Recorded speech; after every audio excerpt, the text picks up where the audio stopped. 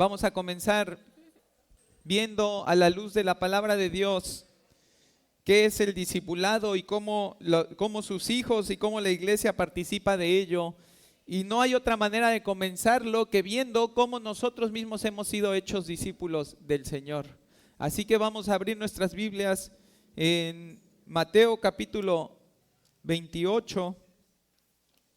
Este va a ser nuestro texto base, Mateo capítulo 28.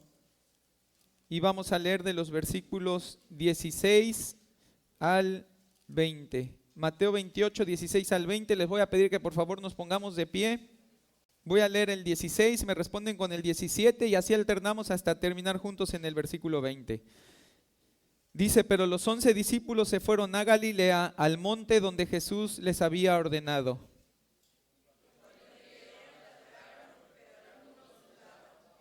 Y Jesús se acercó y les habló diciendo: toda potestad me es dada en el cielo y en la tierra.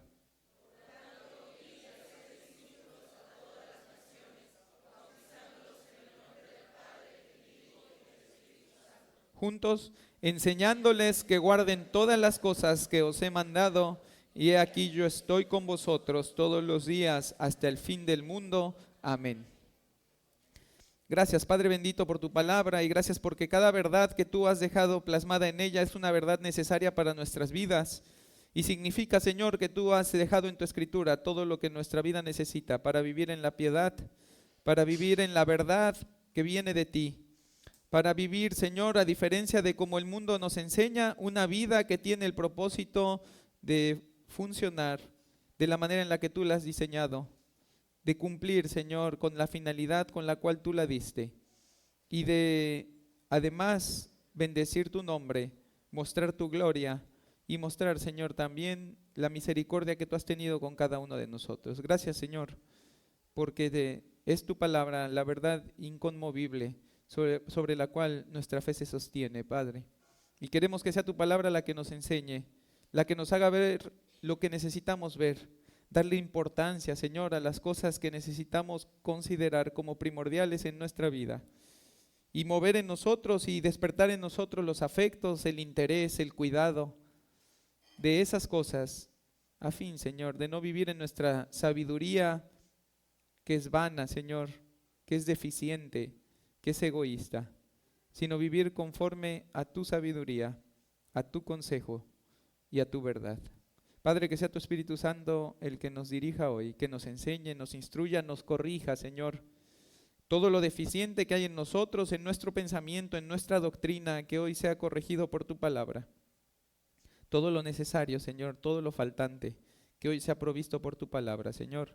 Y todo lo que ha crecido chueco, todo lo que no es, Señor, conforme a tu verdad, que hoy pueda ser enderezado también, Padre. Y de esa manera, viviendo a la luz de esa palabra, también puedas enderezar nuestras vidas, transformar nuestros pensamientos, cambiar nuestras pasiones, Señor, y nuestros afectos, para que vivamos, Señor, como tú nos lo has mandado, quieta y reposadamente, pero también en esa plenitud de vida que tenemos en Cristo. Gracias, Señor, por tu palabra, y te ruego tu ayuda en este tiempo. Te lo ruego en el nombre de Cristo Jesús. Amén. Bien, hermanos, pueden tomar sus asientos. Hoy comenzamos entonces a hablar de discipulado y vamos a ver los fundamentos de una vida que discipula. Y les voy a leer un fragmento. Dice así: dice Lutero: los cristianos son portadores de la cruz. Está en su corazón llevar la cruz, sea cual sea, siempre que sean llamados a ello. No retroceden ante ella, ni la rehuyen, ni se apartan de ella por ningún camino indirecto o ilícito. Prefieren perder todo lo que tienen en el mundo y sufrir todo lo que un mundo enfurecido pueda infligirles antes que negar alguna verdad de Cristo, rechazar algún camino de Cristo o cometer algún pecado contra Cristo. Esa es su actitud, su práctica, quienes son cristianos. Y aquellos que están dispuestos de otro modo, llámense como se llamen, no son cristianos, ni pueden ser cristianos en otros términos. No se han entregado a Él, no tienen parte en Él, no pueden recibir beneficio alguno de Él, no tendrán recompensa alguna de Él. Así que como ves, estas palabras contienen las condiciones bajo las cuales debes ser cristiano si es que quieres serlo de verdad y no solo de nombre, de apariencia o de profesión. Nos ofrecen estas palabras esta observación: el que no lleva ni quiere llevar la cruz no es ni puede ser cristiano. El que no está dispuesto a sufrir por Cristo no es discípulo de Cristo. No puede ser cristiano en términos más bajos o más fáciles que llevar la cruz y padecer sufrimientos por Él. El que no está dispuesto a dejarlo todo por seguir a Cristo, cuando no puede seguirlo plena y fielmente sin renunciar a todo, no es digno de Cristo ni del nombre de cristiano. El que no está dispuesto, cuando se le llama a ello, a separarse de sus amigos más cercanos y de sus relaciones más queridas, a dejar su país y su hogar, a ser despojado de sus bienes y comodidades externas, a ser privado de su libertad y de todo lo que ama en este mundo, no es útil para Cristo.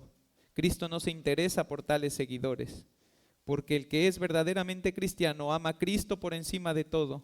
Pero el que no quiere dejar a sus seres queridos, sus bienes, su patria, su libertad por causa de Cristo, los ama más que a Cristo, porque aquello que un hombre más ama es lo que menos está dispuesto a abandonar.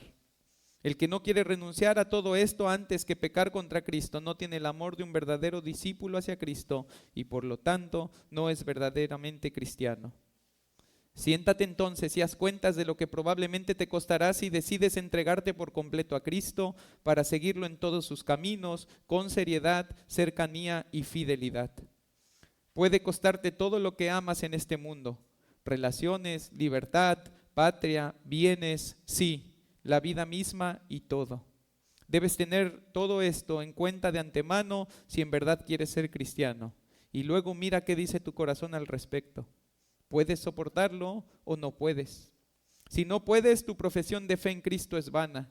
Cuando se hace el balance, esto y esto es lo que te costará, de esto y esto deberás desprenderte, esto y aquello deberás sufrir si deseas ser discípulo de Cristo, y entonces se te plantea la pregunta: ¿te entregarás a Él en estos términos? ¿Lo aceptarás en la prosperidad y en la adversidad? ¿Lo seguirás cuando hablen bien de ti y cuando hablen mal? ¿Lo seguirás aún estando desnudo, herido y abrumado de vergüenza y desprecio? ¿Lo seguirás tú solo a través del fuego y del agua, sí, por el valle de sombra de muerte? ¿Lo seguirás cuando todos te abandonen, aunque ningún amigo ni familiar te acompañe? Cuando se plantea esta pregunta, quien es verdaderamente cristiano estará dispuesto a hacerlo de todo corazón y libremente. Esas fueron palabras de un pastor inglés de nombre David Clarkson. Él pastoreó una modesta iglesia en Londres después de la partida de John Owen, un nombre más conocido para nosotros. Y este es un escrito que él llamó Discípulos de Cristo. Sus palabras transmiten la irrevocable determinación y abnegación de cualquiera que no solo se llama a sí mismo cristiano, sino que vive realmente como cristiano. Esa determinación halla su fuente no en el hombre. Estas no son palabras ni ideas de este hombre, de este pastor, ¿sí? Estas son las verdades que Cristo les comunicó a sus discípulos. Mateo capítulo 16, 24 dice: entonces Jesús dijo a sus discípulos: si alguno quiere venir en pos de mí, niéguese a sí mismo y tome su cruz y sígame. Porque todo el que quiera salvar su vida la perderá, y todo el que pierda su vida por causa de mí la hallará. Porque ¿qué aprovechará el hombre si ganare todo el mundo y perdiere su alma? ¿O qué recompensa dará el hombre por su alma?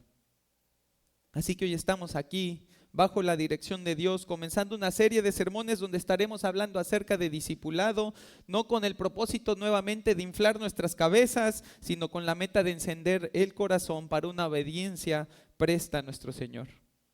Pues es una realidad que nuestro cristianismo se ha reducido en muchas ocasiones a participar de lo que parecería un viaje de crucero a la eternidad, donde hay un capitán divino que gobierna todo y una tripulación apurada por hacer que todo dentro del barco funcione para servir a algún tipo de huésped que cree que no tiene ninguna responsabilidad dentro del barco.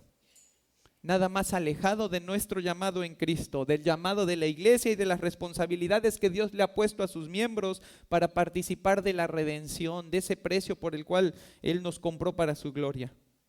Porque todo lo que el Señor dispone para subir a su embarcación, ¿sí?, y a todos los que Él dispone para participar en este viaje, solo pueden entrar a ella bajo la condición de que, perdiendo su vida, la salvarán. Y todo ese sacrificio se encuentra en la obediencia a sus mandatos, por lo cual yo quiero hoy centrarme en esa encomienda final que Jesús dejó a sus discípulos y de la cual nosotros no tomamos solo una pequeña porción, sino una gran porción de nuestro quehacer en Cristo. Si pudiéramos dividir la vida del creyente, la vida del que dice seguir a Cristo, confiar en Cristo, haber entregado su vida a Cristo, yo considero que tendríamos que dividirla en 3 partes igual de importantes. La primera de ellas, la santidad y la piedad personal. La segunda de ellas, la comunión y la edificación de la iglesia. Y la tercera de ellas, la predicación y el discipulado de otros. Esas 3 porciones de la vida cristiana se mezclan tan naturalmente que solo en el ejercicio simultáneo de las 3, el creyente participa enteramente de la obra de Dios en su vida y en el mundo y disfruta por lo tanto del poder, el gozo y todos los beneficios que esa obra representa e implica para el que dice creer en Cristo. ¿Qué quiero decir con esto?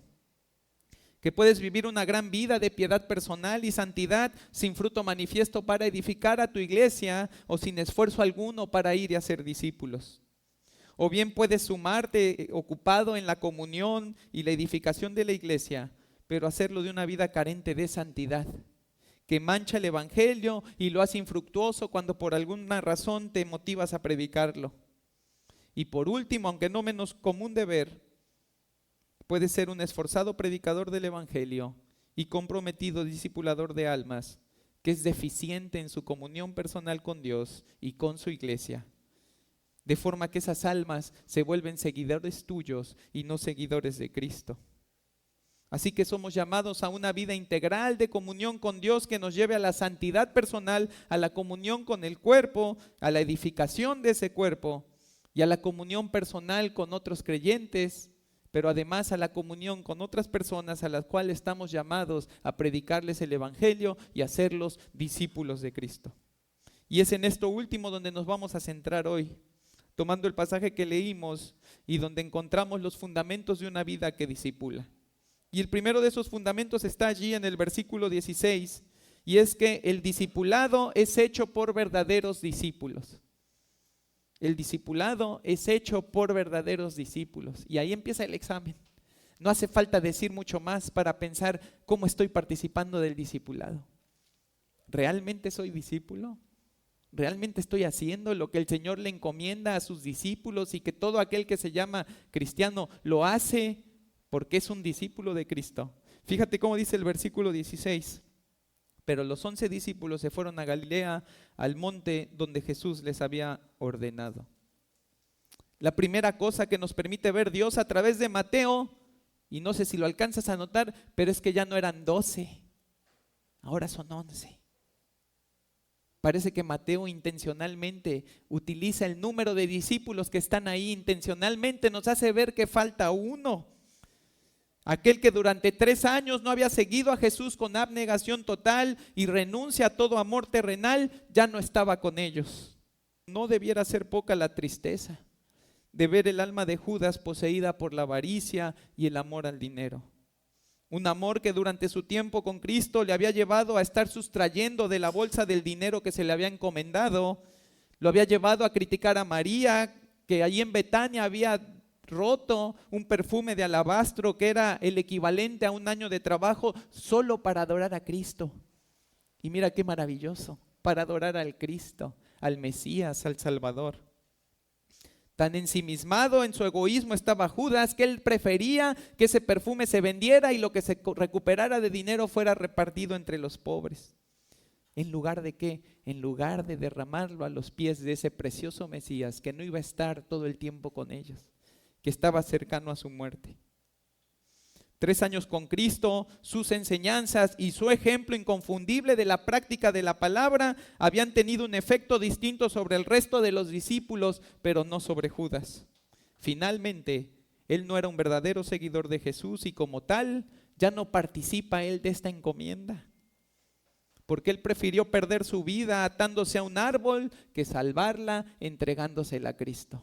Qué paradójico. Qué paradójico, prefirió darle su vida a la muerte que darle su vida al que podía asegurarle la vida eterna. Ahora vemos a los otros 11, esos que sí aprendieron a seguir a Jesús, aprendieron a amarle y a obedecerle por amor, de tal forma que se encuentran allí exactamente donde Cristo les mandó por medio de María y de María Magdalena que estuvieran, porque Él se les iba a aparecer. Habían ido corriendo las mujeres al sepulcro y se les aparece un ángel. Ellos todavía no habían visto a Cristo, ¿sí? Ellas reciben la noticia y les dicen: los veo allá en Galilea, los suban a ese monte que allí los voy a ver. Y allí están todos ellos obedientes. Como buenos discípulos, ¿qué saben? Obedecer. Saben obedecer.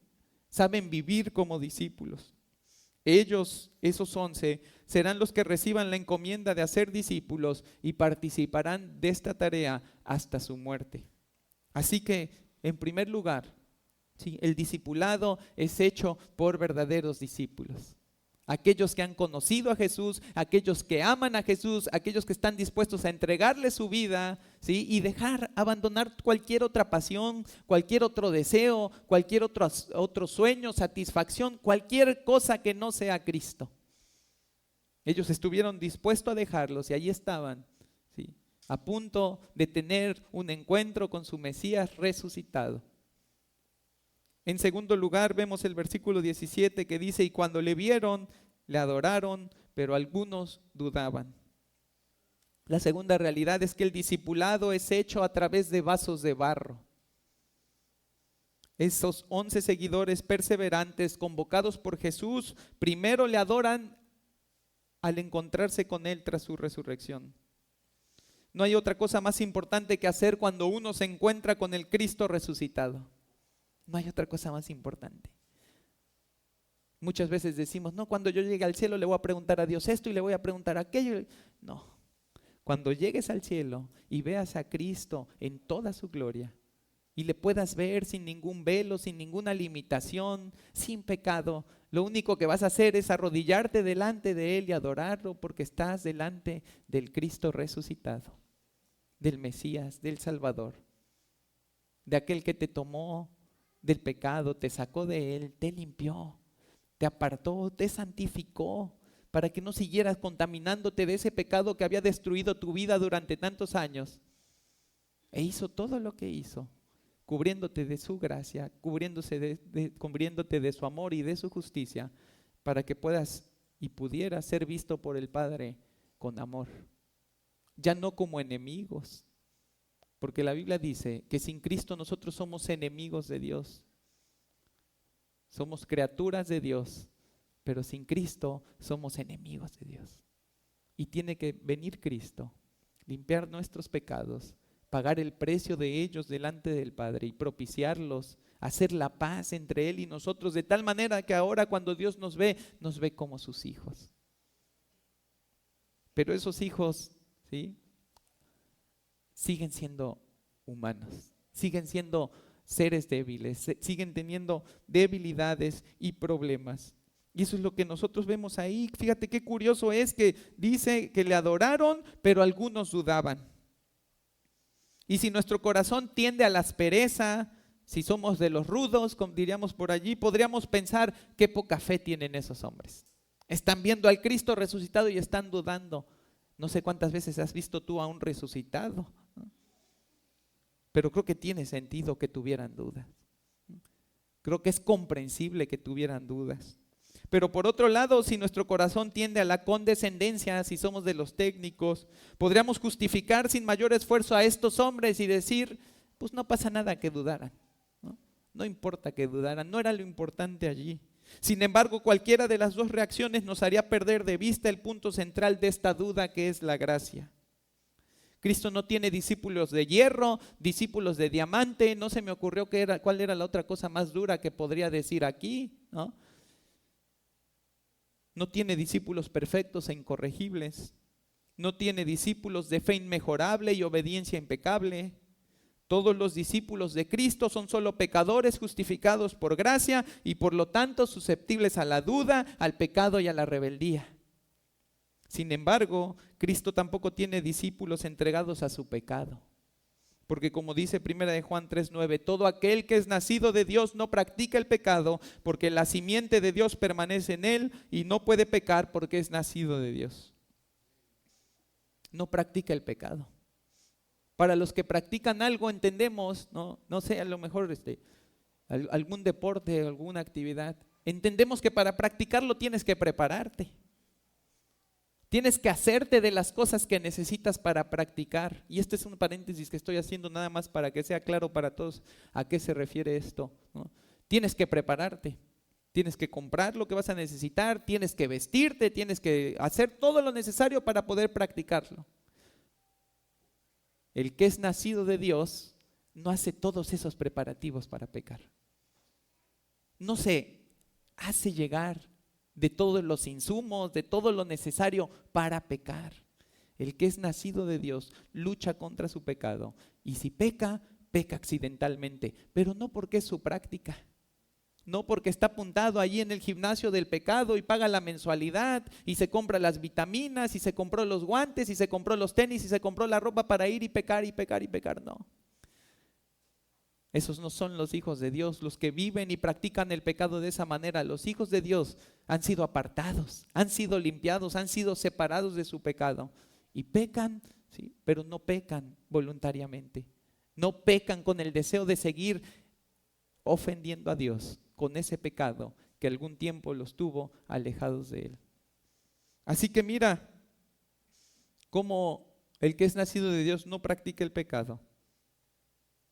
Y así que entonces nos quedamos con una sola clase de discípulo. El discípulo que somos todos nosotros y que Corintios llama vasos de barro, dice 2 Corintios 4:7. Pero tenemos este tesoro en vasos de barro para que la excelencia del poder sea de Dios y no de nosotros. Mira qué hermoso es ver que Cristo no condena la duda, sino la compensa con paciencia y amor. Él no tomó solo a los que adoraron sin dudar y les encomendó la tarea de hacer discípulos. Él no dijo, dudaste, ¿sabes qué? Mira, tú vete para allá y espérame, que me voy a quedar con los que no dudaron. No, Jesús los toma a todos, porque todos son imperfectos. Y Jesús nos toma a todos los que hemos venido a Él con todas nuestras imperfecciones y las suple con su gracia y con su amor y con su poder y nos da una encomienda y una responsabilidad de la cual tenemos que participar. Él tomó a todos sus discípulos, los que dudaron y los que no, porque la excelencia del poder es de Dios y no de ellos. Así que hermano, no tienes que ser el cristiano más especial de una iglesia para participar del discipulado. Tienes que ser un cristiano genuino. No necesitas un récord de 0 pecados para participar del discipulado. Más bien necesitas tener un récord de lucha contra tu pecado, de arrepentimiento, de confesión, de aceptar y soportar la disciplina cuando tu corazón se ha endurecido. Y eso es lo que te hace apto para participar del discipulado. Dios usa vasos de barro que, lavados por la sangre de Cristo y limpios de su maldad, se vuelven instrumentos de justicia en sus manos. Porque así la gloria es de Dios y no nuestra, y el poder manifiesto es el de Dios y no el nuestro. Así que vemos que el discipulado es hecho por verdaderos discípulos, el discipulado es hecho a través de vasos de barro. Y lo siguiente que vemos, ¿sí?, es que el discipulado es hecho en el poder de Cristo. Fíjate cómo después de que los vio, después de que el pasaje dice que algunos dudaban, dice, y Jesús se acercó y les habló diciendo. La duda no significa que merecen menos de Cristo, sino que necesitan más gracia, y eso es visible en las palabras de Jesús y en las acciones de Jesús. Él se acercó y les dijo, toda potestad me es dada en el cielo y en la tierra. Jesús reafirma el corazón de sus discípulos comunicándole los alcances de la victoria que Él acaba de obtener por medio de su resurrección. En este momento, ¿sí?, Cristo ha resucitado, ha vencido a la muerte, ¿sí?, ha vencido al imperio del pecado, ha vencido a Satanás. Y ahora dice Él que le ha sido dado, que Él tiene, ¿sí?, todo el poder, toda la potestad. Él es el único digno de sostener en su mano el cetro, el reinado. que convalida ese dominio eterno y supremo de Cristo sobre todo lo creado, sea visible o invisible. El temor más grande del hombre sería encontrarse a ese Cristo con sus ropas teñidas en sangre, viniendo con sus ejércitos celestiales a traer el juicio final sobre la tierra y sus moradores. Pero esa verdad para los discípulos de Jesús no infunde temor, sino confianza. Porque esa potestad que obra contra el pecado es la misma que obra para justicia del creyente. ¿Cómo? A través de esa encomienda. La razón para ir a ser discípulos descansa sobre la realidad de que Dios le ha dado a Cristo todo el poder y gobierno en el cielo y en la tierra. Mira qué significativo es que tras declararse como dominador absoluto, como rey vencedor, inmediatamente Él dispone sus ejércitos terrenales, es decir, a sus discípulos, para ir y discipular a todas las naciones. El gran conquistador, el rey victorioso e invencible, rey de reyes y señor de señores, no quiere aún llenar la tierra de sangre con la ira y el furor de Dios a causa de los pecados. Él primero quiere que sus elegidos vayan y hagan discípulos. Y por eso es importante para nosotros. Por eso es importante para nosotros, porque es la manera en la que participamos de la gracia de Dios, la manera en la que participamos de la misericordia que Dios tiene por el mundo. Nuestra tarea es la de hacerle ver al mundo quién reina sobre todo a través del Evangelio. No nos vamos a meter en un búnker hasta que Cristo venga, ni nos vamos a apartar del mundo cuidando que nuestras ropas blancas no se manchen. No, hermano. Vamos a ir como ovejas en medio de lobos, protegidos por nuestro Salvador y capacitados por el poder que Él nos ha dado para llenar al mundo con su evangelio y su gracia, a fin de que toda criatura escuche la maravillosa victoria que Él ha logrado, por medio de la cual les ofrece libertad y perdón de pecados.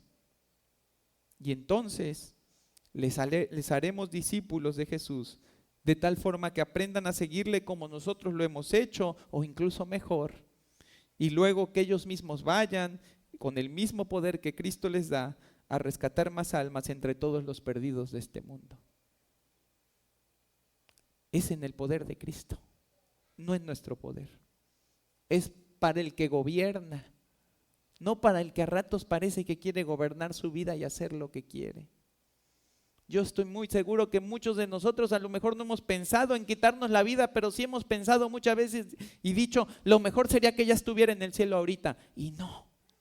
Es cierto que lo mejor es estar en el cielo, pero mientras Dios te esté dando vida aquí, lo mejor que te puede pasar es estar vivo aquí, porque es la voluntad de Dios para ti. Queremos el cielo como vía de escape de todos nuestros problemas, cuando no nos hemos dado cuenta que la vía de escape para todos nuestros problemas la hemos tenido siempre con nosotros desde que depositamos nuestra confianza en Cristo. Es Él. No vamos a encontrar una cosa distinta en el cielo más que a Él.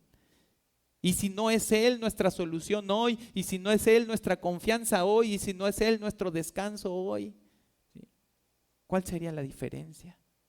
Llegar al cielo, verlo a Él, y que no sea tu descanso, tu confianza y tu fuerza. Entonces, hermano, el discipulado es hecho por verdaderos discípulos. El discipulado es hecho a través de vasos de barro. El discipulado es hecho en el poder de Cristo. Y por último, y no vamos a terminar de estudiar hoy todo el pasaje, la intención es poder avanzar la próxima semana con el resto de este pasaje. El discipulado es hecho en obediencia. Dice el versículo 19 y 20, por tanto, id y haced discípulos a todas las naciones, bautizándolos en el nombre del Padre y del Hijo y del Espíritu Santo, enseñándoles que guarden todas las cosas que os he mandado. Y aquí yo estoy con vosotros todos los días hasta el fin del mundo. Amén. Fíjate qué hermoso es ese por tanto, ahí colocado providencialmente. Me parece que una de las razones por las que hemos fallado tanto en nuestra labor de hacer discípulos es porque no entendemos que el discípulo manifiesta el gobierno activo y presente de Cristo sobre este mundo. Es a través del discipulado que nosotros participamos del reino de Dios. Es a través de ir y hacer discípulos a las naciones que nosotros adoramos al Rey que está gobernando sobre cielo y sobre tierra.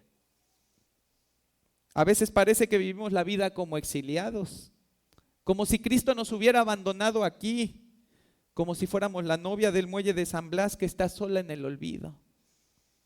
Pero no es así. Cristo no nos abandonó, Cristo nos comisionó. Cristo no nos dejó aquí porque no nos podía llevar, Cristo nos dejó aquí porque tiene un propósito para nosotros, porque tiene un propósito para este mundo, porque quiere extender su gracia y su misericordia, porque Él no quiere que ninguno muera, sino que todos procedan al arrepentimiento. ¿Y qué crees? Nos dejó aquí porque nos dio el privilegio de ser sus heraldos, de ser aquellos que van y proclaman la verdad, aquellos que proclaman el evangelio. Aquellos que ven un hombre en necesidad, aquellos que ven una familia en necesidad, aquellos que ven una vida que se está perdiendo por el entretenimiento de este mundo, las diversiones, las pasiones de la carne, y han entregado su vida a Cristo y han decidido ir tras ellos y predicarles el evangelio, ir y hacerlos discípulos. Para eso nos dejó el Señor aquí. Ese es el propósito por el cual el Señor levanta iglesias y establece iglesias y las dota de personas y les da dones. ¿Para qué? Para que proclamemos su nombre a las naciones, para que cuando los discípulos vengan y crean en ese Cristo y pongan su confianza en ese Cristo, tengan un lugar donde reunirse con el resto de los discípulos. Tengan un cuartel a donde llegar, para que no queden allí desperdigados por el mundo, no sabiendo qué hacer, cada quien por su lado. No, allí está la iglesia. Allí voy, allí me animo con otros discípulos, allí aprendo con otros discípulos, allí amo a otros discípulos. Ahí sigo siendo discípulo y sigo haciendo discípulos. Y sigo participando activamente de ese reino y de esa obra que el Señor nos encomendó. Él se nos adelantó a ocupar el trono desde donde gobierna, pero nos encomendó a nosotros extender los dominios de su reino por medio del discipulado. Y nos dejó en su lugar a uno de la misma esencia que Él, con el mismo poder, con el mismo dominio, al Espíritu Santo. Pero además nos dejó transformados, con corazones que pueden amar y servir a Dios, con vidas que aman la justicia y la piedad y que no se deleitan más en el pecado, que no disfrutan más las distracciones de este mundo, ni sucumben ante los embates de Satanás. Nos ha dado un fruto, el fruto del Espíritu Santo, para que nuestro carácter evidencie esa transformación, y nos ha dado una armadura para vestir mientras llevamos a cabo nuestra misión terrenal. Cristo nos está diciendo allí: dado que toda potestad me es dada sobre cielo y tierra, entonces ve y haz discípulos. Fíjate lo importante que es.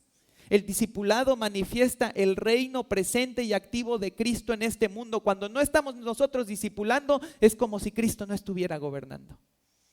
Cuando no estamos nosotros saliendo, yendo por esas almas, es como si le dijéramos al mundo: hey, mi reino está. Le sirvo a un rey, pero no está aquí. Y no sé qué hacer porque mi reino está.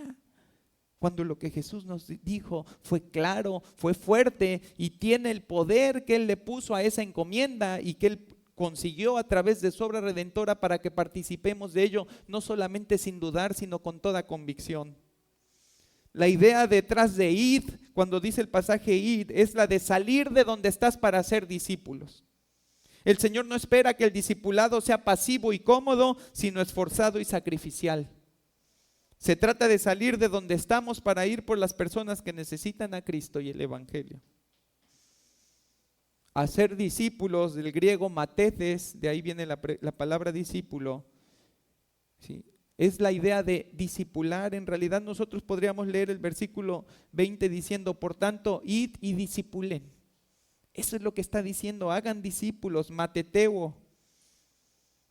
El discípulo se diferencia del alumno porque su aprendizaje no consiste únicamente en obtener más conocimiento, sino además en practicar lo que sabe, en imitar a su maestro, en repetir lo que está haciendo. Hace rato estábamos aquí cantando y yo tengo la costumbre de pegarme en el pecho cuando estamos cantando para marcar el ritmo, porque luego no aplaudo, y de repente volteo y mi hijo estaba haciendo lo mismo que yo y le pegaba todo chueco porque él nunca lo ha hecho, pero nunca le enseñé a él, nunca ni sabe por qué lo hago. Es más, si yo le pregunto ahorita, él no va a saber por qué yo lo estaba haciendo. Pero ¿qué vio? Vio una acción. En un momento determinado que él quiso imitar, no le pedí que lo hiciera. Ese es el discipulado. Es estar tan cerca, ser tan íntimos, ¿sí? Con tanto amor entre nosotros, que mostrándonos a Cristo nos empecemos a imitar unos a otros. Que nos enseñemos todo lo que sabemos de Cristo, pero que además nos esforcemos por ponerlo en práctica. Porque, hermano, el Señor no quiere bibliotecas andantes. Él quiere siervos. Él quiere gente que sepa, pero también gente que haga. Gente que esté dispuesta a estudiar y a dedicarle tiempo a la palabra de Dios para adquirir ese conocimiento que necesita, pero además dispuesta para vivir conforme a ese conocimiento. El desempeño de un discípulo no se evalúa con base en exámenes, sino con base en el carácter y la conducta. Y hermano, personalmente no encuentro dónde ni cómo escaparme de mi deber. No encuentro cómo justificar la ausencia de discipulado en mi vida durante tantos años. Y no encuentro razón para seguir sin participar de ello por el resto de mis días. Y eso es precisamente lo que ha motivado esta serie. Que sé que no soy yo el único que puede escuchar la voz de Cristo a través de su palabra diciéndome: Pepe, mi discípulo, ve y haz discípulos. Porque en mí está toda la potestad, en mí está todo el poder, en mí está todo el gobierno para que tú participes de eso, ¿sí? Y para que hagas la obra que yo te encomendé. Es una gracia evidente que el Señor ha sustentado esta iglesia durante ya casi 9 años y lo seguirá haciendo. Es una realidad que ha despertado amor mutuo en esta iglesia y lo seguirá haciendo.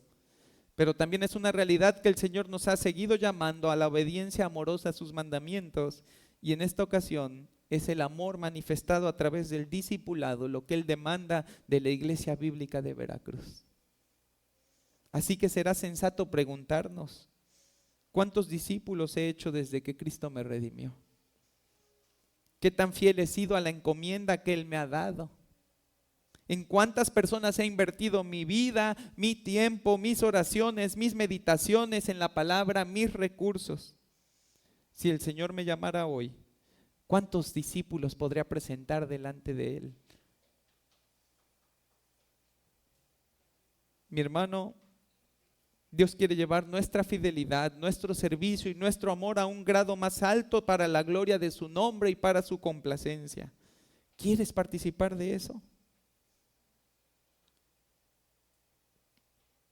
Es un llamado a renunciar a nosotros mismos, a tomar nuestro deber de discipular y a seguir a Cristo con tal convicción que mientras Él nos está formando a nosotros como sus discípulos, nos usa para formar a otros como discípulos de Él.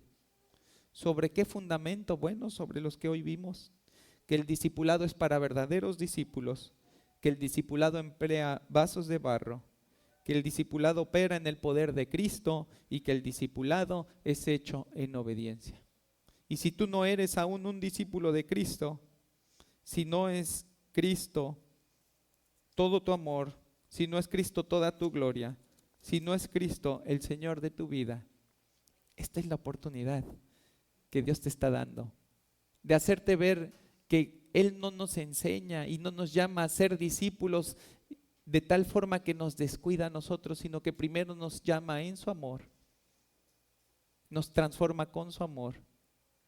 Nos muestra la misericordia y la paciencia del Padre, que siendo pecadores, ¿sí?, y reconociendo que todos hemos pecado, no nos paga conforme a nuestras injusticias, ni nos da el castigo que merecemos, porque Dios es juez justo, porque Dios no tolera el pecado, no se complace en la maldad y el malo no puede habitar junto a Él, sino que dispuso a su Hijo con todo amor y con toda misericordia, para que el que en Él cree no se pierda, mas tenga vida eterna. De tal manera que, como dice Corintios, al que no conoció pecado, por nosotros lo hizo pecado, para que nosotros fuésemos hechos justicia de Dios en Él. Y si tú quieres ser hecho justicia de Dios en Él, y si tú entiendes que necesitas a Cristo, y que sin Cristo estás perdido, estás condenado y estás solo en lista de espera para recibir todo el furor y toda la ira de Dios a causa de tu pecado, Cristo te extiende la mano y te dice: arrepiéntete y cree. Arrepiéntete y cree. Arrepentirse no es sentir remordimiento, porque todos sentimos remordimiento alguna vez, pero seguimos haciéndolo porque nos gustó. Arrepentirse es ya no tener deseo de seguir viviendo igual. Arrepentirse es ir en la dirección opuesta a donde estaba yendo. Ese es el arrepentimiento. Arrepentimiento es decirle a Dios: Dios, reconozco que soy pecador y no quiero seguir pecando. No quiero seguir pecando contra ti, no quiero seguir condenándome en mi pecado, no quiero seguir destruyendo mi vida, la vida de mi familia, la vida de los que me rodean. Señor, ya no quiero vivir así. Y luego necesitamos fe, porque dice Hebreos: sin fe es imposible agradar a Dios, así que ninguno puede venir a Cristo sin fe. ¿Y qué es fe?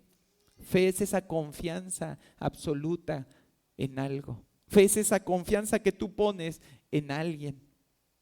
Y lo que nos muestra el Evangelio es que nosotros hemos tenido fe en muchas cosas durante mucho tiempo, pero la realidad es que nunca hemos puesto nuestra fe en Jesucristo.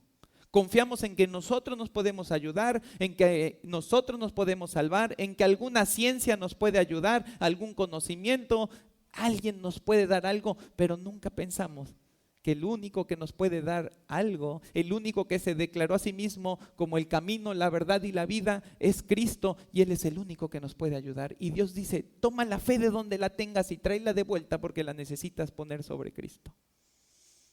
Y que sea Cristo tu única confianza, que sea Cristo tu única esperanza. Y entonces, ¿sí?, arrepentido y con fe, ¿sí?, creyendo, ¿sí?, en Cristo, tenemos vida eterna.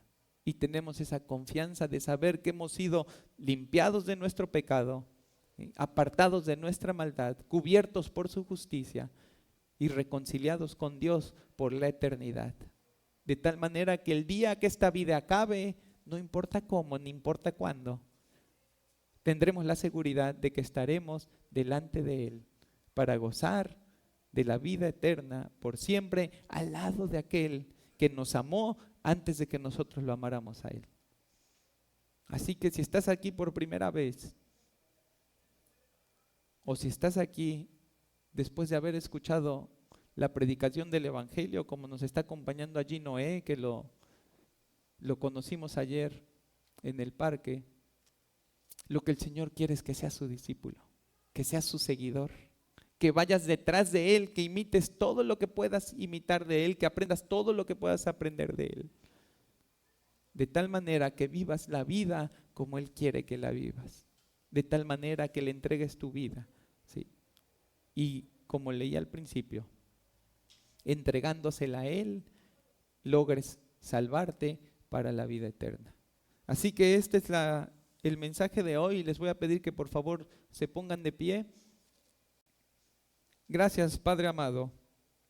Gracias, Señor, porque reconocemos en primer lugar el gran amor y misericordia que has tenido para cada uno de nosotros, dándonos, Señor, no solo la oportunidad de escuchar el Evangelio y la oportunidad, Señor, para muchos de nosotros de creerlo, sino también, Señor, la oportunidad de que en otro tiempo siervos tuyos, Señor, siervos fieles que entendieron este llamado, participaran, Señor, de esa obra, ocupando e invirtiendo su tiempo en nuestras vidas para que aprendiéramos a seguirte a ti.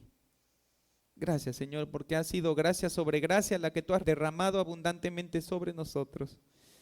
Y es gracia sobre gracia la que tú quieres seguir derramando abundantemente sobre cada uno de los que tú has traído hoy, Señor. Es esa gracia de darnos vida cuando estamos muertos en nuestros delitos y pecados. Es esa gracia de hacernos tus hijos, Señor, cuando antes éramos tus enemigos. Es esa gracia de darnos ojos y darnos oídos para ver, Señor, y entender y escuchar lo que antes no podíamos entender, Señor. Toda la verdad de la palabra, toda la enseñanza de la Escritura. Es esa gracia también para ponernos en un cuerpo, en una iglesia, donde encontramos, Señor, de otros hombres y mujeres que te buscan, que te aman, que quieren participar, Señor, de todo lo que tú les has encomendado. Y es esa gracia de no dejarnos solamente allí, como reliquia, Señor, de la obra de Jesucristo, sino vivificarnos y convertirnos en siervos para tus propósitos, para tu reino y para tu gloria, Señor. No somos adornos del cielo, Señor, somos tus hijos, somos tus discípulos y somos tus servidores. Y Padre, te ruego que tú despiertes en esta iglesia y despiertes en nuestros corazones una pasión, Señor, por compartir el Evangelio, por enseñar a otros, por modelar a Cristo con nuestras vidas, por imitarte de tal manera, Señor, que otros puedan ver nuestro testimonio y puedan imitarnos a nosotros. Y al hacerlo, estar seguros de que están siguiendo a Cristo, Señor, y no nos están imitando solamente a nosotros. Padre, gracias también, Señor, porque tú has traído hoy la oportunidad de que el Evangelio sea predicado. Y es nuestro deseo, Señor, que ese Evangelio penetre el corazón. Señor, traspase los oídos, de tal forma que tú puedas dar vida eterna, Señor, y vida abundante a todo aquel que hoy decide poner su confianza en ti, Padre. Señor, ayúdanos, Padre Santo. Ayúdanos a reconocer que es tu obra y tu gracia y a responder en esa obra y a esa gracia con humildad, con arrepentimiento, con fe y con obediencia. De tal manera, Padre, que donde nos vean, la gente pueda decir, ahí va un discípulo de Cristo, Señor. A ti sea la gloria y la honra, Padre nuestro. Gracias por este llamado del cual participamos por medio de tu Hijo. Y gracias por este privilegio que tenemos de participar de esa obra que tú estás haciendo por medio del Evangelio en este mundo. Te adoramos y te bendecimos, Padre, y lo hacemos en el nombre de nuestro precioso Mesías, nuestro Salvador, el Señor Jesucristo. Amén.